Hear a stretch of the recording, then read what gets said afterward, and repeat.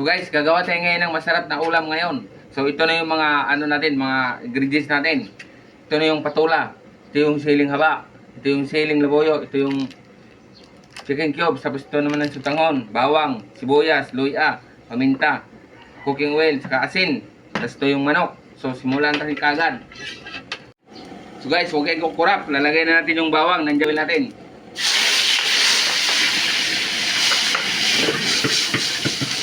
Sibuyas. Ganda ko talaga ngayon to. Samahan ng luya. Claro. Saan nyo, naglaga. Lagay na natin itong manok.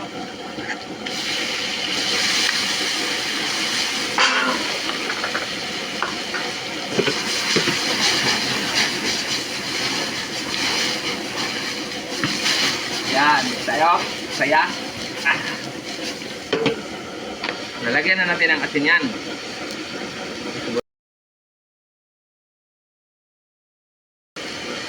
Na. Dito.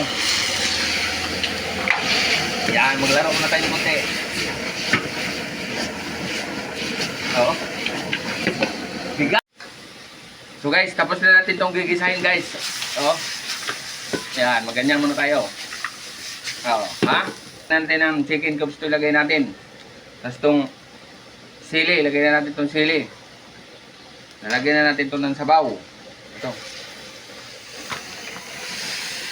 Yan, lalagyan natin ng sabaw para masarap.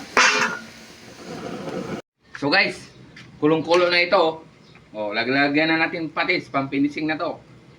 Patis. Yan, patis, Lawrence. Lagay na natin itong sabay-sabay. Yung patula natin saka yung ano, sutangon. Ang tapos ng ating chicken patula. O, yan na. Dito mo.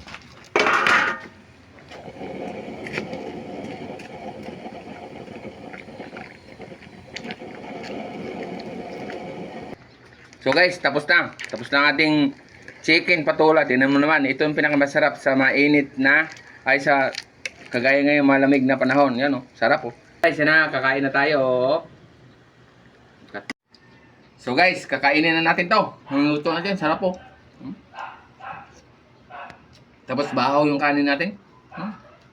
Ang patulaw.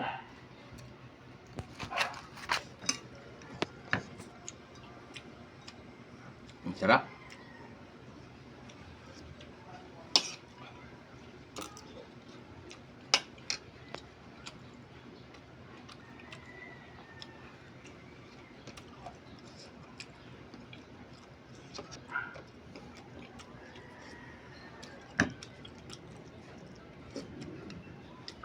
Grabing init.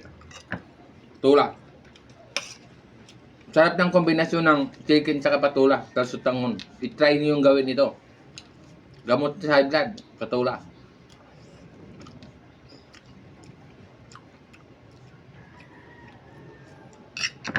Pampababa ng dugo. Patula.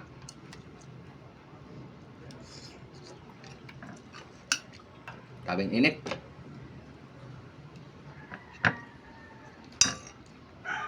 Ang sabaw. Oh, isang init yung sutangon natin. Hindi natin madali.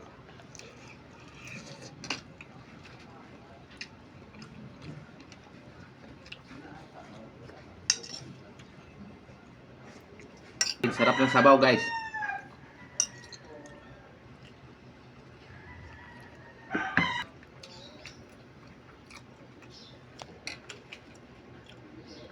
So yun guys, bye bye na guys. Huwag niyo kalimutan mag-follow and share sa ating page kung nagustuhan nyo at mag-comment din kayo.